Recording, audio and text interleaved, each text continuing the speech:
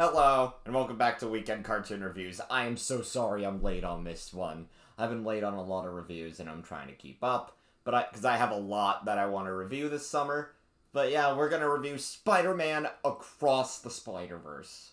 Now, I'm going to share my thoughts on the first Spider-Man movie, first Spider-Verse movie. I love Spider-Man. Spider-Man is actually my favorite Marvel hero, funny enough if you didn't know. And, yeah. Okay, so what did I think of the first one? I thought the first one was really spectacular. The first one was an experience to watch. It was so good. And you could tell it revolutionized animation for what it can do. I like animated movies that are very stylized, and I especially like watching them in 3D. So I was very salty when Spider-Verse 2 was not going to be playing in 3D. I was pretty disappointed with that, because I really thought it would. It would have looked phenomenal in 3D, man. But, yeah. I really like animated movies that are stylized and take advantage of the fact that they're a cartoon. Now, on to what I thought of the second movie. The second movie's fucking amazing. Everybody's been talking about how it's a perfect sequel, and you know what? I agree. I absolutely agree that this is a perfect sequel to the original movie. It was so good. I do like that I've noticed people haven't talked about this, but it sort of balances action and character moments out, and I like that. I do like that. I was expecting a bit more action here, but it's fine with there not being, like, more action than I thought there would be. It's still a perfect movie. The movie was still good. And I mean, one minor nitpick I have with it, we're just gonna get my nitpick out of the way so this video doesn't seem too negative. My one minor nitpick is I wished the other Spider people had more, involvement. The ones from the last movie, like Penny Parker and Spider-Ham, and I forget what the other dude's name is. The 1920s Spider-Man. I'm trying to remember what his name is, but yeah, this movie just continues on from the first one. I like the opening, how it starts with Gwen, and how her dad is a cop, and that her dad is trying to hunt down Spider-Woman.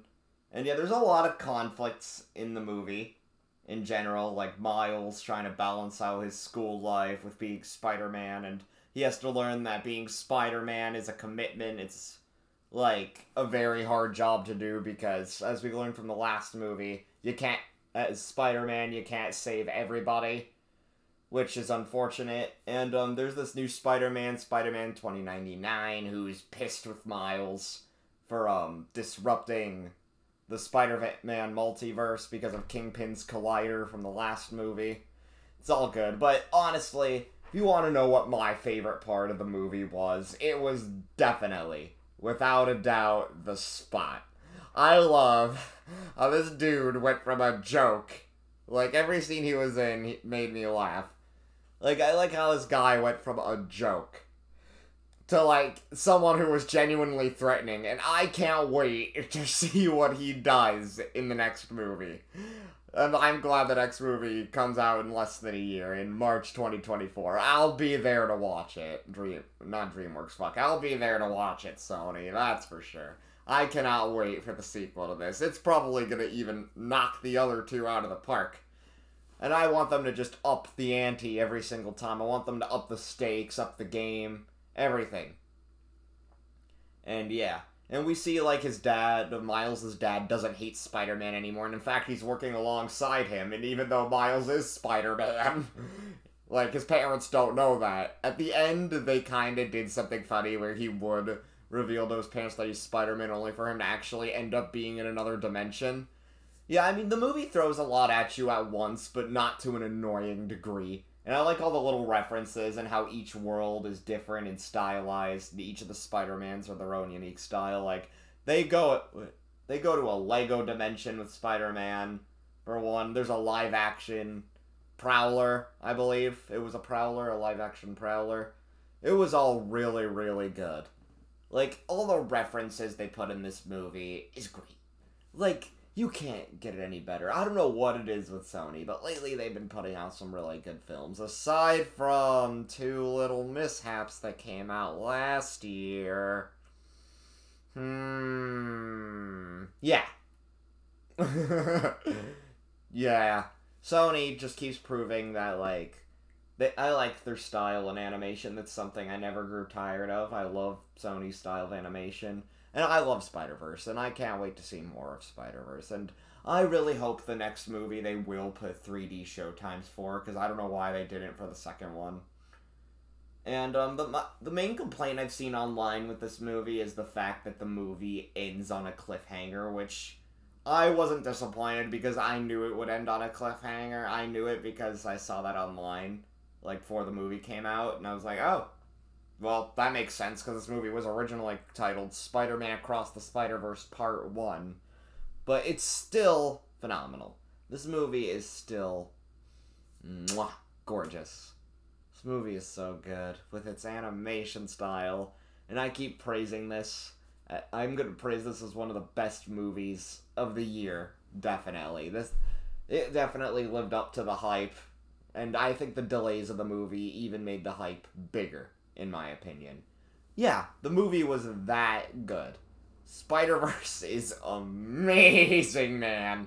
I can't stop talking about how awesome that movie was. And like I said, it balances character moments and action together, and there's even some unique 2D segments in there with how, with Alchemax, with how the Spot was a scientist before he became who he was, and they play on tropes a lot in the movie, like the villain of the week trope, and the Spot's whole entire goal is to become more than just a villain of the week, and I thought that was funny. Like, with tropes in the movie, they're like, yeah, we'll do it, but we're gonna play around with it, basically, is what they're saying. And I'm like, I like that, I like that. I like animation that could do something new, and that could push the boundaries of what live-action dreams to achieve to accomplish. I mean, no shade to live-action movies. I do like some live-action movies. I mean, I watch the MCU religiously still. And there's other horror franchises I like Saw and Scream, that I still go out and watch, but I don't do reviews for. Because my reviews are mostly animation. But I've considered doing a Barbie review. I might do that if there's nothing else to review coming out that weekend. If there's just nothing else, I'll consider it. You know what? Sure. I'll consider it. But yeah. The point is, you guys have to go see Spider-Verse 2 in the theaters. Spider-Man Across the Spider-Verse. Give it more money it deserves.